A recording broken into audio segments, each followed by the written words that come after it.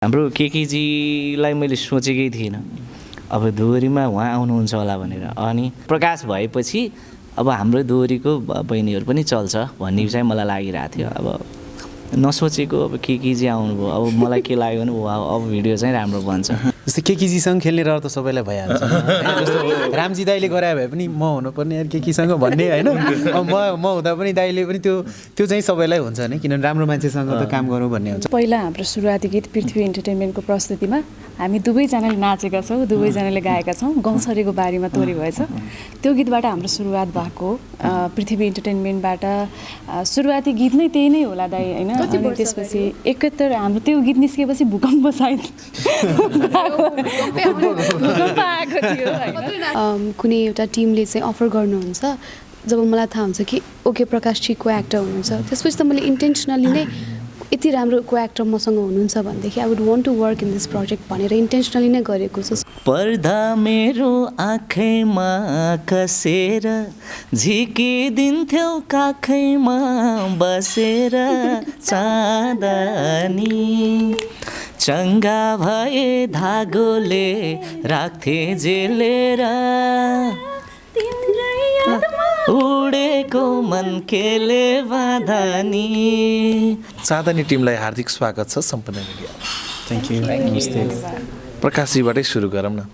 अलिकति तपाईँहरूको back to back धेरै गीतहरू आए, तर सम्झना भण्डारी र प्रकाश सपुतकै गीत अलिक लामो समय दर्शकहरूले कुर्नु पऱ्यो। लगभग पृथ्वी इन्टरटेनमेन्टमा सुरुवातदेखि नै तपाईँहरूको अलि बढी सहकार्य। यो अलिकति यो चाँदनीसँग जोडिएर कुरा गरौँ न। कसरी फेरि तपाईँहरूको तालमेल दोहोरियो, यति राम्रो गीतको सिर्जना भयो? होइन, चाँदनीभन्दा अगाडि पनि श्रीस्ताई र सम्झनाले गाएको एउटा म्युजिक भिडियो हामीले गरिसकेका थियौँ। रोइला गीत चाहिँ त्यो चाहिँ बरु लामो समयपछिको ग्याप पछि थियो चाहिँ। यो त अस्ति दोस्रो भइहाल्यो होइन। यो अहिले यो पेन्डेमिक पछाडिको त्यो रोइला पनि हामीले पेन्डेमिक पछाडि नै गरेका थियौँ अस्ति भर्खर। सो यसलाई ग्याप भन्न मिल्दैन, लामो समयपछि सम्झनासँग भन्न मिल्दैन। स्क्रिनमा नआए पनि, आवाजमा सँगै नआए पनि सम्झना र मेरो सम्बन्ध अथवा हाम्रो सहकारी भने कस्तो भने उसको नयाँ गीत केही गर्दैछ भन्ने कुरा पनि मलाई थाहा हुन्छ र मैले के गर्दैछु भन्ने कुरा पनि थाहा हुन्छ। त्यसले गर्दाखेरि चाहिँ त्यस्तो ग्याप भएको अथवा धेरै समयपछि आएको भन्ने चाहिँ होइन। ओके, अब केकेजी र प्रकाशजीको चाहिँ अलि बढी पछिल्लो समय केमिस्ट्री मिलिराखेको छ। ब्याक टु ब्याक गीतहरूमा पनि देखिन पाउने र छिट्टै परदेशी चलचित्रमा पनि तपाईँहरू नै भएको हुनाले यो संयोग हो कि तपाईँहरूको निरन्तरता हो? कस्तो हो यो? लगभग अधिकांश प्रकाशजी र तपाईँको गीतहरू रेगुलर आइरहँदा संयोग होइन, इन्टेन्सनल हो। किनभने संयोग कसरी हुन्छ, जब कुनै एउटा टिमले चाहिँ अफर गर्नुहुन्छ, जब मलाई थाहा हुन्छ कि ओके प्रकाश जी को एक्टर हुनुहुन्छ, त्यसपछि त मैले इन्टेन्सनली नै यति राम्रो को एक्टर मसँग हुनुहुन्छ भनेदेखि I would want to work in this project भनेर इन्टेन्सनली नै गरेको छु। संयोग भन्दा पनि हो, जुराउँदाखेरि चाहिँ मेबी उहाँलाई भनेर चाहिँ सोच्ने जो टिम हुनुहुन्छ उहाँको लागि चाहिँ होला। तर हामीलाई त इन्टेन्सनली नै एउटा राम्रो एक्टरसँग स्क्रिन सेयर गर्न पाउनु, एउटा यस्तो एक्टरसँग जोसँग यहाँले पनि भन्नुभयो केमिस्ट्री चाहिँ मिलेको जस्तो फिल हुन्छ। अनि अफ स्क्रिन अन स्क्रिन एउटा वातावरण नै एकदम राम्रो खालको वातावरणमा काम गरिन्छ भनेदेखि why not to do it भनेर इन्टेन्सनली गरेको। अब एउटा संयोग चाहिँ कस्तो भने त्यो खालको म्युजिक भिडियोजहरूको अफरहरू पनि आइरहेको छ, चलचित्रहरूको पनि आइरहेको छ। तर हामी चाहन्छौँ कि परदेशी 2 पहिला रिलिज होस्, अन स्क्रिन पहिला त्यो चलचित्र मार्फत दर्शकहरूले हामीलाई देख्न पाउनु भएपछि बल्ल अनि कस्तो लाग्छ अन स्क्रिन हामीलाई, त्यसपछि चाहिँ हामी डिसाइड गर्छौँ भनेर कुरिरहेछौँ। ओके, यहाँ तपाईँलाई अलि बढी प्रश्न यही गीतको विषयमा जोडिएला। जस्तो गीत सङ्गीतमा हुन त यो मापन हुन्न यो गीत र त्यो गीत भन्ने, पछिल्लो समय तपाईँका केही राम्रा गीतहरू आए जुन दोहोरीमै, जस्तो प्रकाशजीकै अगाडिको गीतलाई हेर्ने हो भने पनि तपाईँलाई अलिकति बढी नै फाप्यो। अब यो गीत पनि एउटा तपाईँको लागि च्यालेन्ज नै छ, किनभने अघिल्लो गीत चलिसकेपछि यो गीत पनि चल्छ भन्ने तवरबाट होइन, प्रकाशजीसँगै सहकार्य गरेको हिसाबले तपाईँले चाहिँ कतिको आफूलाई व्यक्तिगत रूपमा आशा लागेको गीत हो? चुनौती त हरेक काममा हुन्छ, किनभने काम गरिसके पछाडि काम अझै सफल भइदियो हुन्थ्यो, धेरैभन्दा धेरै दर्शक माझ पुगे हुन्थ्यो, अझै धेरैले मन पराइदियो हुन्थ्यो भन्ने चाहना भएरै हामी काम गरेर हुन्छौँ। त्यसकारण हरेक गीतमा नै त्यो खालको चुनौती चाहिँ अनुभव हुन्छ, तर त्यसलाई चुनौतीको रूपमा लिने कि इन्जोय गर्ने भन्ने कुरा हो। एट द एन्ड रिजल्ट जस्तो भए पनि हामीले आफ्नो बेस्ट दिएका छौँ र पोजिटिभ सोचौँ सकारात्मक सोचौँ भन्नेतर्फ चाहिँ मैले त्यसरी लिन्छु प्राय मेरो कामहरूलाई। त्यो भएर चाहिँ त्यस्तो धेरै प्रेसर चाहिँ लिएको छैन। अब रामजी दाईसँग जोडिन्छ। अब प्रकाशजी त यो गीतमा हिरो नै देखिहाल्नुभयो, तपाईँलाई चाहिँ कता कता केजीसँग म जोडिन पाए हुन्थ्यो या प्रकाश र म दुवैजना हुन पाए हुन्थ्यो भन्ने चाहिँ कतिको लोभ लाग्यो, किनभने म्युजिक भिडियो पनि एकदमै हेर्दाखेरि नै कस्तो महँगो अब स्क्रिनहरू, अब त्यहाँ देखिएका सेटअपहरू सबै कुरामा महँगो देख्दाखेरि त्यहाँ चाहिँ म पनि अभावमा परेँ कि भन्ने भयो कि भनेर मलाई हुन त अघिको इन्ट्री हेर्दाखेरि त तपाईँ नै मोडल हो कि जस्तो पनि भयो यहाँको कार्यक्रमको इन्ट्रीमा त। होइन, अब यस्तो छ, गीत अडियोमा जोडिन पाएँ होइन, गीत गाउन पाएँ। अब अडियो पनि एकदम बलियो पक्ष छ। अब अडियो भइसकेपछि अब यसमा चाहिँ अब भिडियो पक्ष होइन, भिजुलाइज चाहिँ कस्तो गर्ने अथवा कुन आर्टिस्ट राख्ने भन्ने नै हुन्छ होइन। अब म पनि अब केही म्युजिक भिडियोहरूमा खेलिरहेको भएर पनि अब केही साथीहरूले त्यस्तो सोच्नुहुन्छ होला होइन, तर मलाई चाहिँ त्यस्तो चाहिँ छैन। किनभने मलाई के लागिरहेको थियो भने अब आफूले गाएको गीतमा सधैँ आफै मात्रै किन देखिरहने होइन। मलाई चाहिँ लागिरहेको थियो कि अब यो गीत अब यसको ब्यानरै एकदमै राम्रो ब्यानर छ, पृथ्वी इन्टरटेनमेन्ट होइन, अनि त्यस पछाडि गीत पनि अडियो पनि त्यत्तिकै बलियो छ भनेपछि मैले एक दिमागमा मैले हाम्रो केकेजीलाई मैले सोचेकै थिइनँ अब दोहोरीमा उहाँ आउनुहुन्छ होला भनेर। अनि मेरो दिमागमा के थियो भने मेरो दिमागमा र मैले भनि पनि रहेको थिएँ प्रकाशलाई चाहिँ अनुरोध गरौँ, रिक्वेस्ट गरौँ होइन। अब पृथ्वी इन्टरटेनमेन्टले भनेपछि प्रकाश आइहाल्छ होइन। अब अर्को जिम्मा चाहिँ जस्तै अब नायिकाको जिम्मा चाहिँ उहाँलाई नै दिने भनेपछि अब मैले त्यो सोचेकै थिइनँ कि हाम्रो केकेजी आउनुहुन्छ भनेर होइन। अब कोही लिएर आउनुहुन्छ होला अथवा हाम्रै दोहोरीको प्रकाश भएपछि अब हाम्रो दोहोरीको बहिनीहरू पनि चल्छ भन्ने चाहिँ मलाई लागिरहेको थियो। अब नसोचेको अब केकेजी आउनुभयो, अब मलाई के लाग्यो भने अब भिडियो चाहिँ राम्रो बन्छ, रिच बन्छ भन्ने भयो। अब फाइनल्ली भिडियो पनि आयो, गीत आयो होइन, हेर्दाखेरि पनि एकदमै राम्रो बनेको छ। अब हेरौँ अब अडियन्सहरूलाई हामीले हाम्रो तर्फबाट हामीले मेहनत गरेका छौँ। अब यो चिजलाई आम दर्शकले अब हेर्ने हो, उहाँहरूले मूल्याङ्कन गर्ने हो होइन। अब आई थिङ्क मलाई लाग्छ अब प्रकाश सपुत र के अधिकारी भएपछि एकचोटि क्लिक हुन्छ, उहाँहरूको फ्रेम छ, नाम छ, फोटो छ होइन।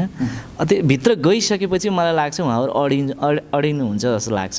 गीत मिठो छ, भिडियो पनि मिठो राम्रो छ होइन, सबै कुरा समग्रमा राम्रो बनेको छ है।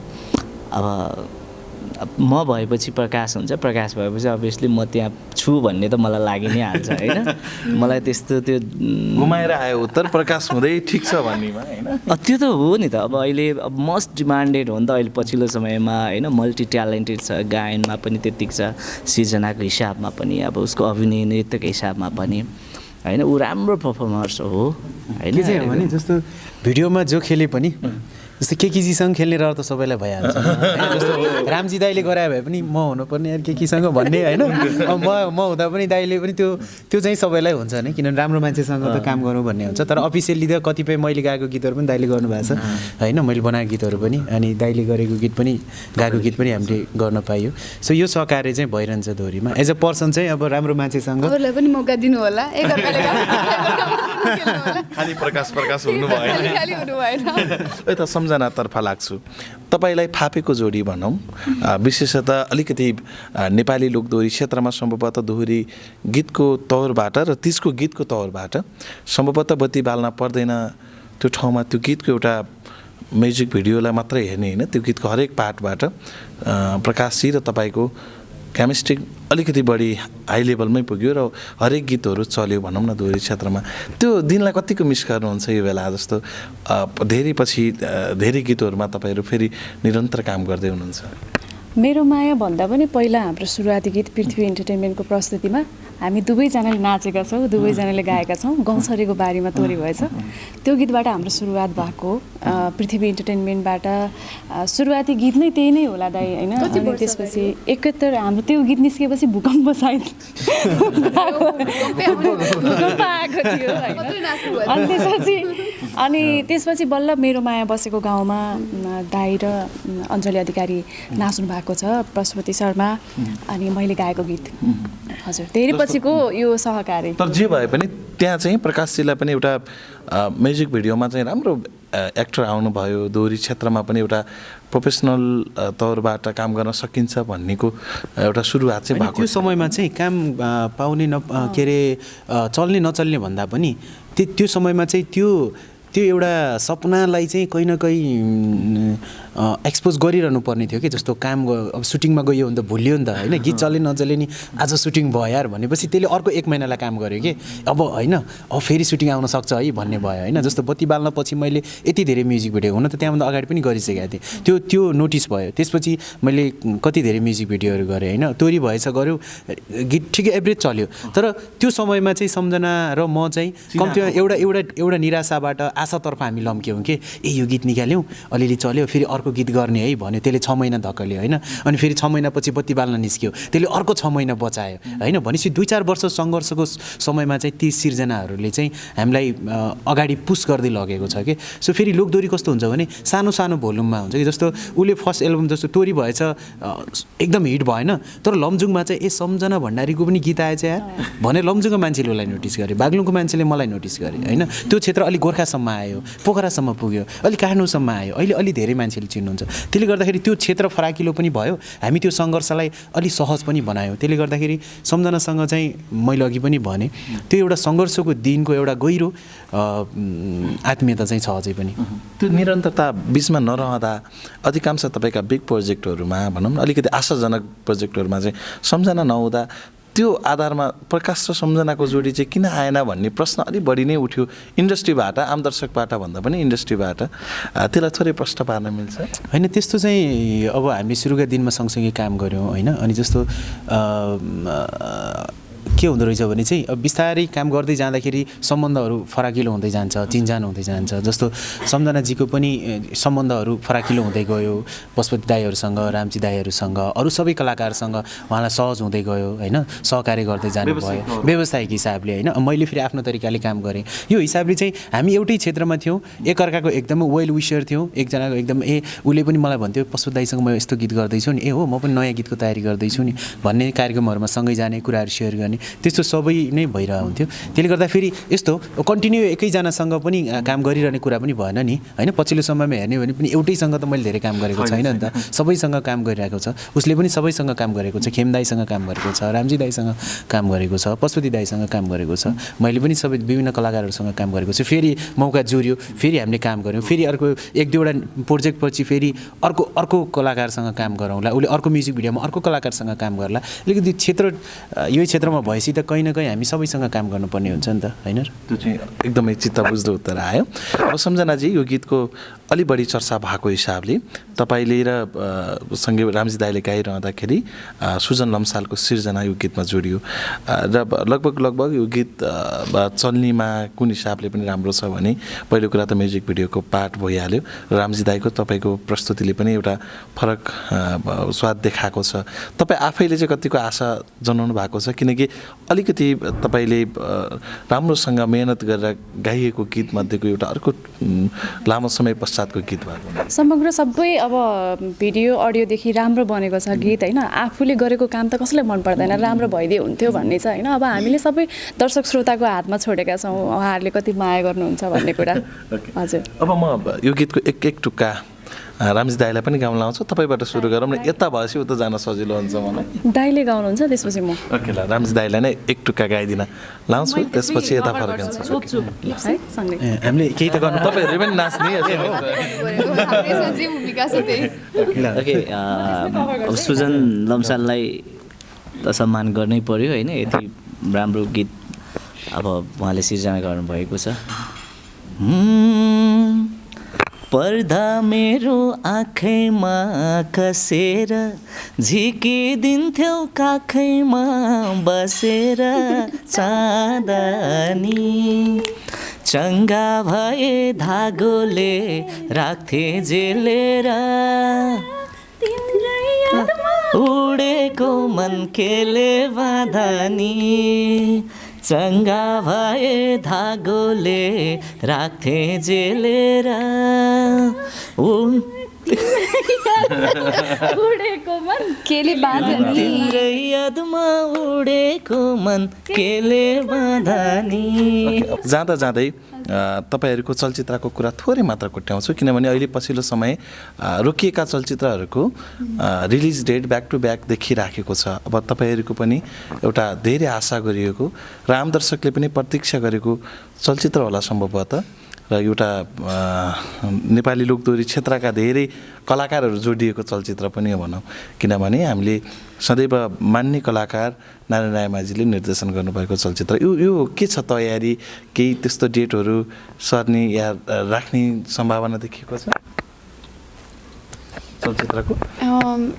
आई थिङ्क अब जुन हिसाबले फेरि चलायमान हुँदैछ होइन नेपाली चलचित्रहरू पनि प्रदर्शनमा आउँदैछन् दर्शकहरू विदेशी चलचित्र नै कारणले भए पनि हलमा फर्किँदैछन् र एउटा सहज वातावरण चाहिँ सृजना भएको छ जस्तो लाग्छ मलाई हुँदैछ र त्यो हिसाबले प्रदर्शन अलरेडी मिति तोकिसकेका चलचित्रहरू जुन पाइपलाइन थिए पहिला उहाँहरूको रिलिज डेटहरू चाहिँ सबैजनाले कुर्नु पर्यो त्यस पछाडि चाहिँ हाम्रो चलचित्रहरू जुन रिलिज डेट लिएको थिएन अब हाम्रो चलचित्रहरू बिस्तारै लिनेछन् र त्यो सँगसँगै मेरो फिल्म चाहिँ झन् पोस्ट प्रोडक्सनमा छ बोक्सीको घरको कुरा होइन त्यसको पालो फेरि त्यस पछाडि आउँछ सो त्यो हिसाबले चाहिँ स्केड्युल छ जस्तो लाग्छ मलाई यो दसैँ अझै कुर्नुपर्छ प्रकाशले सम्भवतः किनभने फेरि हाम्रो दसैँको भाइब्स आउने खालको चलचित्र पनि भएको हुनाले लास्ट टाइम नारायण सरसँग कुरा हुँदाखेरि चाहिँ सायद अब यो दुईवटा दसैँमध्ये चैते दसैँ अथवा आगामी दसैँ वैशाखतिर कुनै एउटा राम्रो डेटमा चाहिँ रिलिज गर्ने भन्ने छ तर टेन्टेटिभ चाहिँ सायद अर्को दसैँ कुर्नुपर्छ जस्तो लाग्छ मलाई चाहिँ किनभने त्यो एउटा